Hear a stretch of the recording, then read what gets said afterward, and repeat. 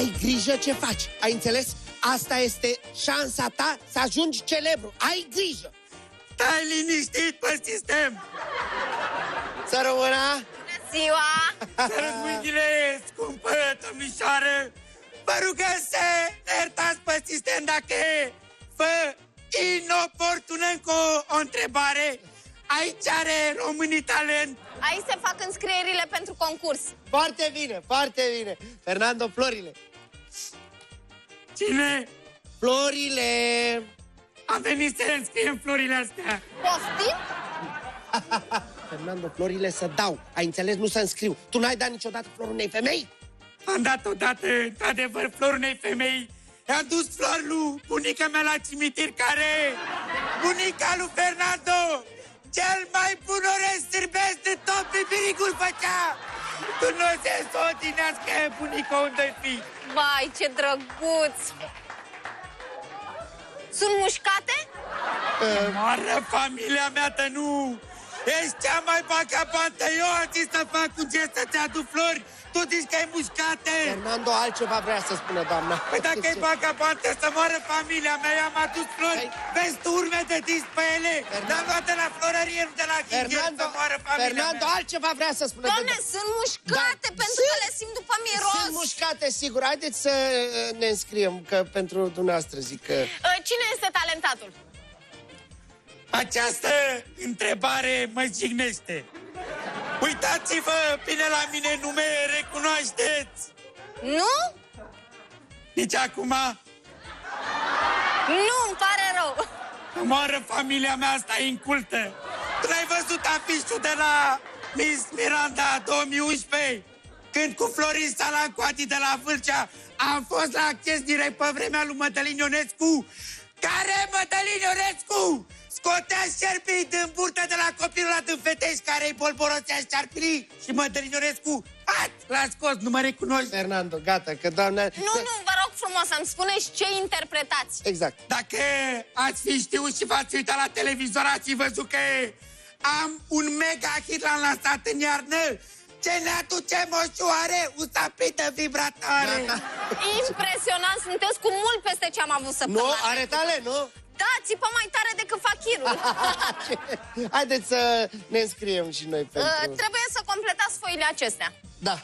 Nu că n-ați înțeles talentul meu să când nu să completez formulare. Domne, trebuie să completez formularul. Doamne, n-ați înțeles, eu am venit să când nu să scriu neamușoi măreștilor. Haideți, domne, dați mie că-l completez, eu stau și alții la rând. Numele. Numele? Numele tău, bă, tâmpitule, nu numele meu. Numele meu, bă, tâmpitor, numele lui. Numele tău, mă. Numele meu, mă. Fernando. Câți ani aveți? De când? Câți ani? De 25, scrieți acolo. Aha, în floarea vârstei.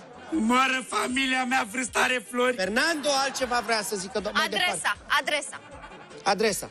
Adresa. Adresa ta, bă, tâmpitule, nu adresa mea. Adresa mea, mă, tâmpitul, nu adresa lui. Adresa ta. Pipirig, Caransebeș, numărul 69. Pe sistem să știe. Haideți, domne, spuneți-mi, vă rog frumos, ce vreți să interpretați. O să binevoiesc să interpretez o arie de operă. Poftim? O să binevoiesc să interpretez o arie de operă. Am auzit Bine, din am prima, trecut ești opera. nebun, ce operă? Nu treceți, domnișoară, nici o operă, Haideți, vă rog. domne, vă rog frumos, la oamenii la coadă. Păi eu vă deci cred că rog sunt oamenii la Nu vă coadă, dar... supărați dumneavoastră, ce talent aveți. Eu dresez crapi. Să moară familia mea. Ăsta adresează crapii. Dai seama dimineața când iese cu crapile în fața blocului. Unul cu canișul, altul cu crapul. Fernando. Nu vă supărați, poate se fac așa din solți. Fernando, lasă crapii, omul... Aoleu. Fernando, lasă crapii. Spune-mi și mie, ce operă? Ne sunt Deci, vă urma. rog frumos, gata, opera am trecut, Domnișoară, s-a bifat. nu, vă rog... Următorul concurent, la revedere. Ia cântăm și mie o operă, Fernando. Nu pot acum că nu am vocea încălzită, trebuie să beau o crude. O să-ți dau eu ție o... Te rog frumos să-mi cânti acum. Vreau să stau cum cânti operă. Bine. Vincero!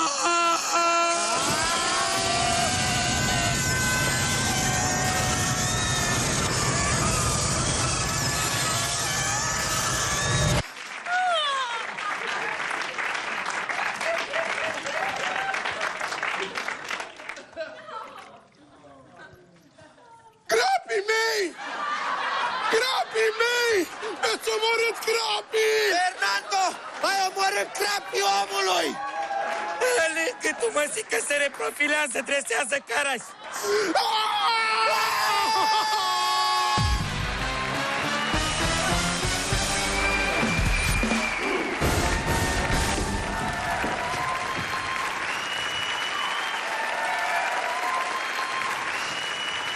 Bună ziua, bine ați venit!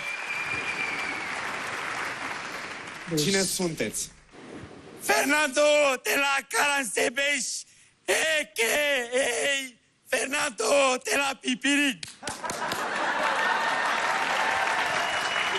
Scenea dumneavoastră.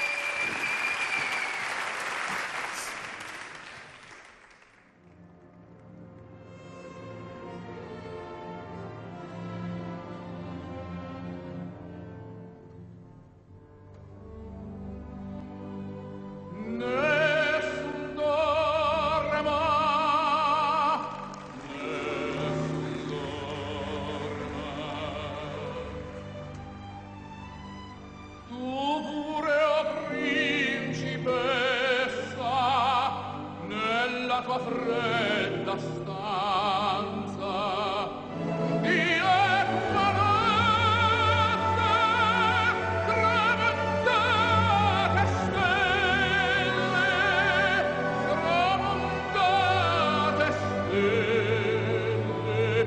all'alba vincerò.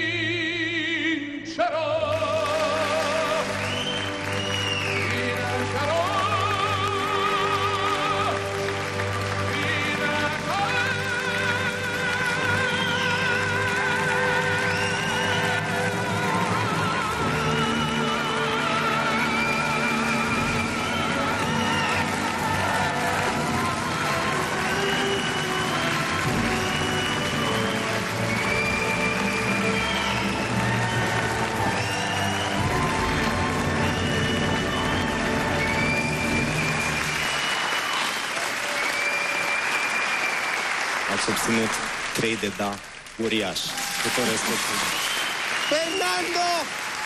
Fernando, cu asemenea voce, de ce cânti tu prostiile alea?